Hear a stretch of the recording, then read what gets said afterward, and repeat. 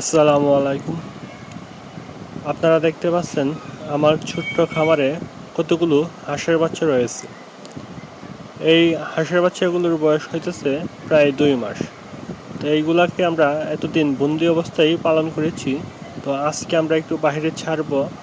বাইরে ছাড়ার উদ্দেশ্য হইতেছে তারা বাইরের পরিবেশের সাথে নিজেকে খাপ খাইয়ে নিতে সহায়তা করবে এবং এরা আস্তে আস্তে পুকুরে যাবে, পুকুরে গিয়ে নিজস্বভাবে সাঁতার কাটবে। পরবর্তী সময়ে যেন এরা নিজে নিজে পুকুর থেকে সাঁতার কেটে আবার পুকুরে খামারে ফিরে আসতে পারে, সেই জন্য তাদেরকে আমি এই অভ্যাসটি করাচ্ছি। তো ওরা এখন প্রায় পুকুরের দিকে নেমে যাচ্ছে, সাথে কিছু প্রাকৃতিক খাবার খাচ্ছে এবং একে একে এরা এদের ইচ্ছে মতো সাঁতার কাটবে। তো এই ছিল আজকের ভিডিও। ভালো থাকবেন সবাই।